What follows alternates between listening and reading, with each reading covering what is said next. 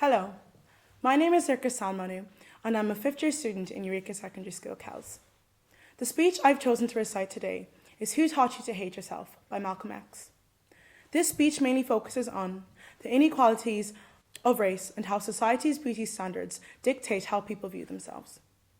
One of the main reasons I've chosen this speech is because I'm sick of hearing the term beauty standards. I've just never understood it. How people can label each other as if we're all the same, but we're not. And that's what makes us unique. That's what makes us different. That's what makes us beautiful. Why label it as something else? I'd like to bring you all back to where it all began. The 19th century, the slave trade. Now imagine you're in a room with a slave seller, a light-skinned slave, and a dark-skinned slave. The light-skinned slave was seen as the best of the batch. They were treated with the most respect, while the dark-skinned slave was seen as worthless, vile, disgusting.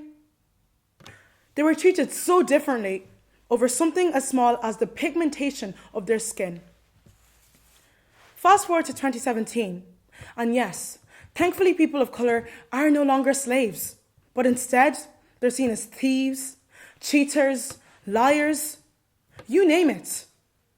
Why does society have preconceived notions about people of colour, even before a single word has left their mouth?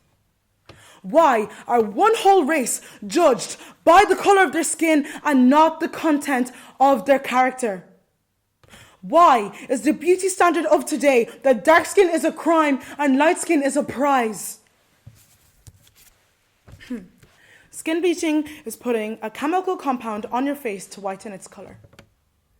According to the World Health Organization, 77% of Nigerian women use skin bleaching products on a regular basis, as do 59% in Togo, 25% in South Africa, 27% in Senegal, and 25% in Mali. These products are also used in Zimbabwe, Ivory Coast, Gambia, and Tanzania. Ladies and gentlemen, not only did this statistic surprise me, but it also scared me. 77% of Nigerian women bleach their skin. 77% of Nigerian women don't value their own heritage. 77% of Nigerian women hate being black. I honestly wonder if these women know that white women do the exact same thing, except they try to look more like them.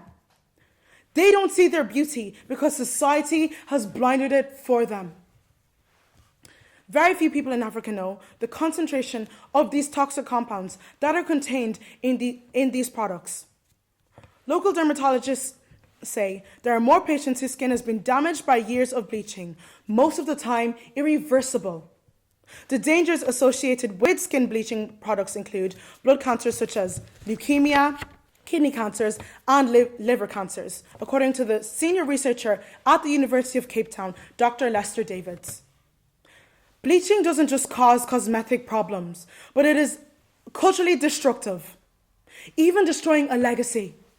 Rosa Parks, Martin Luther King, Malcolm X, they all fought so we could be free. Rosa Parks did not refuse to get up from her seat on that bus for 77% of Nigerian women to find being black so disgusting that they risk getting skin cancer, all to be a lighter shade. What is the point? Why does it matter? Light skin is not a prize and dark skin is not a crime. When people bleach their skin, they are proving all these slave sellers right. That just because you're of a darker skin shade, you don't deserve to be treated as a human being. But then, can we even blame these women for bleaching their skin? Because society will condemn them for being black, even going as far as killing them for it. Take Tamir Rice, for example. Tamir Rice was a 12-year-old boy who was shot for having a toy gun that officers assumed was real. This boy was only 12, yet he was killed because of the preconceived notion that society has about his race. And unfortunately, this is only one out of the many names that have experienced police brutality in America. It's getting so bad that the man with the highest position in the world can blatantly judge a whole race for crime and nothing be done or said about it.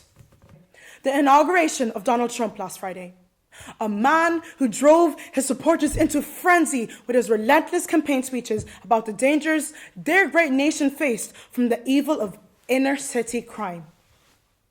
Phrases like inner city crime are used in this context as a proxy for language meant to trigger negative images of people of color, said Ian Hani Lopez, a law professor from the University of California. When will the odds ever be in our favor? If society won't allow us to be black, can we really blame these women for not wanting to be black? This is the unfortunate reality for so many people of color today. Our worth is based off the shade of our skin. Our self-esteem is so low, we feel the need to bleach ourselves into a different race. Our thinking seems to be, the darker we are, the more African we are, which wouldn't be a problem if some of us didn't think that there was something wrong with being African.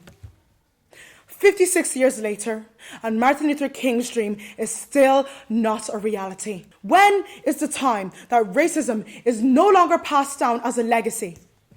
Instead of society trying to change our color, we should be trying to change our society. In order to combat racism, there needs to be a change from the two parties. White people haven't learned from their mistakes, and the black people haven't let go of the past. I will now recite the speech, Who Taught You to Hate Yourself by Malcolm X. Who taught you to hate the texture of your hair? Who taught you to hate the color of your skin to such extent that you bleach to get like the white man? Who taught you to hate the shape of your nose and the shape of your lips? Who taught you to hate yourself from the top of your head to the soles of your feet? Who taught you to hate your own kind? Who taught you to hate the race that you belong to so much that you don't want to be around each other? Before you come asking Mr. Muhammad, does he teach hate? You should ask yourself, who taught you to hate being what God made you? We don't steal, we don't gamble, we don't lie, and we don't cheat. You can't get into a whiskey bottle without getting past a government seal. You can't buy a deck of cards without getting past a government seal. Here, the white man makes the whiskey, then puts you in jail for getting drunk. He sells you the cards and the dice and puts you in jail when he catches you using them. The most disrespected woman in America is the black woman. The most unprotected person in America is the black woman. And the most neglected person in America is the black woman. Thank you.